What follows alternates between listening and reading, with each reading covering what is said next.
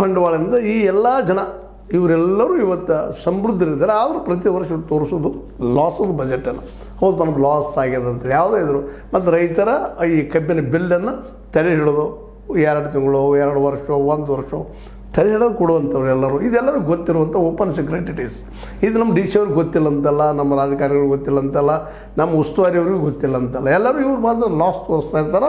ಆದ್ರೆ ಇದೆಲ್ಲದಕ್ಕೂ ಈ ಒಂದು ಇವ್ರ ಬಂಡವಾಳ ಯಾವುದಪ್ಪ ಅಂತಂದ್ರೆ, ಇವ್ರು ರಾಜಕೀಯ ಮಾಡೋದಕ್ಕೆ, ಇವತ್ತೇನು ಪಬ್ಲಿಸಿಟಿ ತೊಗೊಳೋದಕ್ಕೆ, ಮತ್ತೇನು ಮಾಡೋದಕ್ಕೆ, ನಾವು ರೈತರಿಗೆ ಹೆಲ್ಪ್ ಮಾಡ್ತಾ ಇದ್ದೀವಪ್ಪ ಅಂತ ಹೇಳ್ತಾನೆ. ರೈತರ ಕಬ್ಬಿನ ಮೇಲೆ ತಮ್ಮ ರಾಜಕೀಯನ ಮಾಡುವಂಥ ಜನ ಇವರೆಲ್ಲ.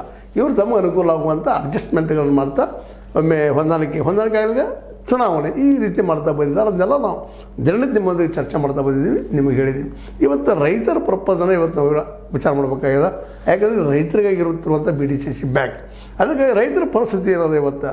ಮತ್ತು ನಾವು ಇವತ್ತು ರೈತರಂದ್ರೆ ಯಾರು ಅಂದರೆ ಕಬ್ಬು ಬೆಳೆಗಾರರು ಅಂತ ತಿಳ್ಕೊಂಡ್ಬಿಟ್ವಿ. ಕಬ್ಬು ಬೆಳೆಗಾರರು ನಿಜವಾದ ರೈತರು, ಅವ್ರಿಗಾಗಿ BDCC ಬ್ಯಾಂಕ್ ಅದಂತೆ ಅದನ್ನು ತಿಳ್ಕೊಂಡಿವಿ.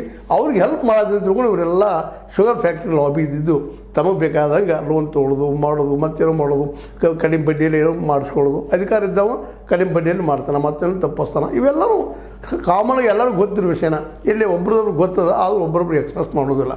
ಯಾಕೆಂತಂದ್ರೆ ಎಲ್ಲರೂ ಹೇಳೋದು ಏನಪ್ಪ, ಲಾಸ್ ತೋರಿಸೋದು, ರೈತಗೆ ಟುಪ್ಪಿಗೆ ಹಾಕುವಂಥ ಕೆಲಸಗಳು ನಡೀತಾ ಇರ್ತಾವೆ ಇಲ್ಲ ಪ್ರತಿಯೊಂದ್ರೊಳಗೆ. ಮತ್ತು ರೈತಂತಿ ಪಾಪ ನಿಮಗೀಗ ಹಲವು ಸಲ ಚರ್ಚೆ ಮಾಡಿದ್ದೀನಿ, ಈಗೂ ಮತ್ತೆ ಹೇಳ್ತಾ ಇದ್ದೀನಿ. ನಾನು ಇದನ್ನು ಒಂದು ರೀತಿ ಚಾಲೆಂಜ್ ರೀತಿಯಲ್ಲಿ ಮಾತಾಡ್ತಾ ಇದ್ದೀನಿ.